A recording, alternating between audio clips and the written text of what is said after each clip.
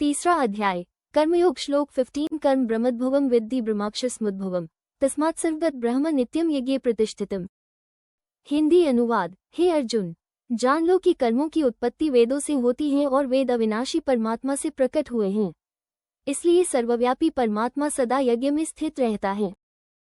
इस श्लोक में श्री कृष्ण कर्म, वेद और परमात्मा के संबंध को स्पष्ट करते हैं। वे बताते हैं कि संसार में जो भी नियत शास्त्रानुसार कर्म है, उनका विधान वेदों में निहित है। वेदों को स्वयं परमात्मा ने प्रकट किया है, वे परमात्मा की श्वास से उत्पन्न माने जाते हैं। अतः वेदों में जो भी कर्म बताए गए हैं, वे परमात्मा की इच्छा और व्यवस्था का ही प्रतिफल हैं। श्री कृष्ण आगे बताते हैं कि यज्ञ, जो सृष्टि के संतुलन और कल्याण के लिए आवश्यक है, वह भी वेदों के अनुसार ही संपन्न होता है। चूंकि वेद परमात्मा से उत्पन्न है और यज्ञ वेदों के अनुसार होता है, इसलिए यज्ञ में स्वयं परमात्मा की उपस्थिति और प्रतिष्ठा मानी जाती है। इसका अर्थ है कि जब भी कोई व्यक्ति वेदों के अनुसार यज्ञ या निस्वार्थ कर्म करता है, तो उसमें परमात्मा की कृपा और शक्ति स्वतः विद्यमान रहती है। इस प्रकार कर्म, वेद और परमात्मा तीनों का संबंध अत्यंत गहरा है।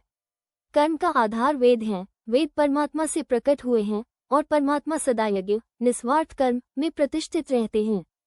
इससे ये भी स्पष्ट होता है कि निस्वार्थ भाव से शास्त्रानुसार किए गए कर्म ही मोक्ष और कल्याण का मार्ग है, क्योंकि उनमें स्वयं ईश्वर का वास है।